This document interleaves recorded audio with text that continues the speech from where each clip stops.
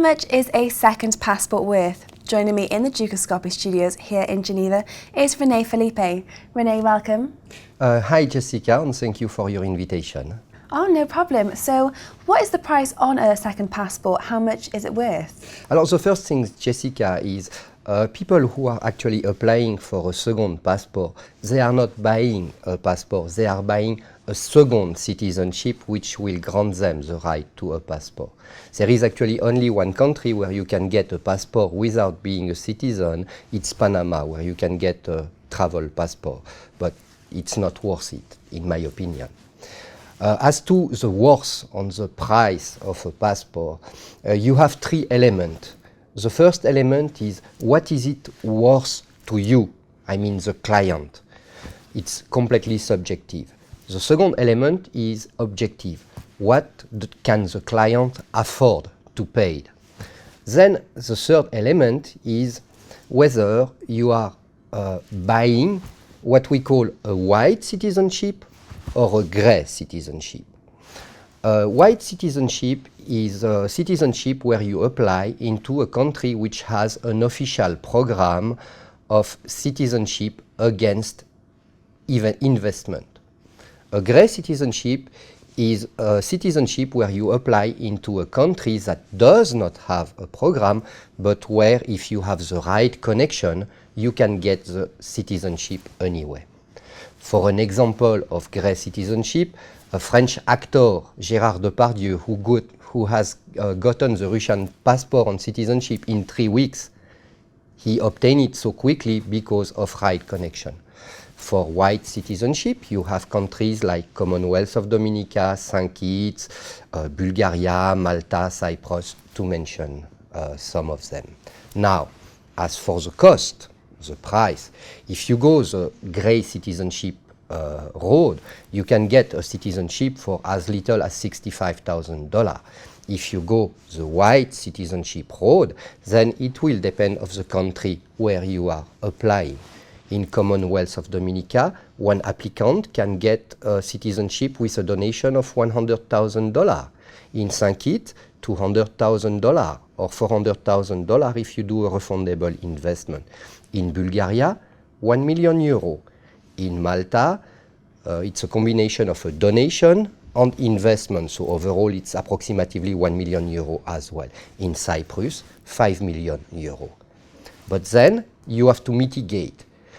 In Caribbean countries, the price will vary depending on the number of applicants. More applicants there are, the more you have to invest. In Europe, the investment amount is the same whether there is one or a family of 10 persons. So you've mentioned the different prices there. Why would someone want to invest so much in a second citizenship? Alors, this is, you have three main reasons. The first reason is political instability. The fact is that nowadays the market for second citizenship is the Middle East and Africa, where you have wealthy Middle East or African citizens applying for a second citizenship. Why? Just take the case of wealthy Syrian or Iraqi citizen. The political situation is a mess in their own country. So for their financial and their physical safety, they will want to invest in a second citizenship. The second reason will be not to be at the mercy of one government only. Just take the case of Mr. Snowden. When he boarded his plane in Hong Kong, he had a valid US passport. When he landed a few hours later in Moscow, he didn't have a passport anymore. So your passport, whether you are Middle East citizen, Asian citizen, African or European citizen, does not belong to you. It does never belong to you. And your government can cancel your passport anytime without prior notice. So a second citizenship in this context is a safety measure. Then, lastly, it's freedom of travel. And here we talk about what we call the power of a passport, which is where I'm coming, what is it worth to you? Take the case of two economical powerhouses. China, the first economical power in the world. Chinese passport allow Chinese citizens to travel in 42 countries only without a visa. For Indian wealthy citizens, it will be 53 countries only without a visa. Now, if a Chinese citizen has a European passport as well, like for example, Malta passport, he can travel in 166 countries without a visa. With a Cyprus passport, 157 countries without a visa. With a Bulgarian passport, 150 countries. Even Caribbean passport gives them more advantage. With St. Kitts passport, 132 countries. With Commonwealth of Dominica, it was 91 countries, but it will jump because now they can travel within Schengen without a visa, so it will be 115 countries. Even a grey passport would be more useful to a Chinese citizen because with a Central American passport, you can travel freely in 115 countries. So you may understand why a Chinese wealthy citizen will want a second citizenship, just to be able to move wherever he wants, freely, without having to always apply for a visa. Absolutely. So you've mentioned some of the advantages there. So how long does it take roughly to get a second citizenship? Alors here again, it's a question which has two elements. The first element is where do you apply for? For example, while Cyprus requires a huge investment, 5 million euros, the point is you can get the citizenship for you and your family in 3 months. A European citizenship in 3 months. Then, in Bulgaria, for example, it will be 18 months. In Malta, it will be around a year. In St. Kitts, it's supposed to be 6 months, but now it's more than 1 year. Commonwealth of Dominica, 8 months. Grey citizenship, you can get it in 1 month. So it all depends on what you apply for and where you apply for. Then, there is also where do you come from? Because if you are French, or English, or US citizen, you can get your personal document like criminal record, birth certificate, legalized and certified in a matter of days.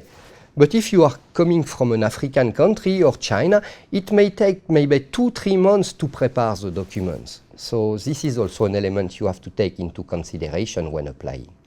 So what kind of documents are also required then when you are applying for a second passport? Alors, here again, it depends which country you are applying for. If you go for grey citizenship, for example, there is basically nearly no document requirement. It's all about connection. If you go for white citizenship, you will need to provide a copy certified of your passport, your ID card, birth certificate, criminal record, curriculum vitae, proof of employment or proof on business, documents stating that the funds you will invest are legal and declared. You may have also to provide health insurance and so on. So it will all depend of the country. And lastly, and I guess most importantly, is it legal to apply for a second citizenship?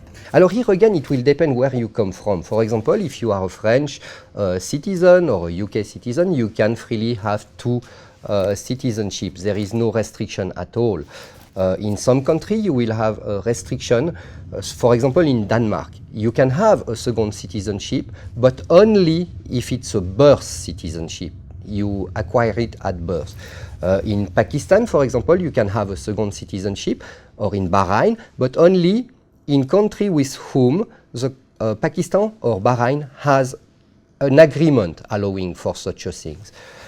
In China, legally, it's to my knowledge, it's not permitted, but this is not enforced. So it all depends which country you are coming from. Well, Rene, thank you so much for coming in. As always, it was a pleasure to have you here in the studios. Thank you very much, Jessica, and hopefully see you again soon. Absolutely. Well, that's all that we have time for today, but for further updates and interviews, do check out the Dukascopy website. Goodbye for now.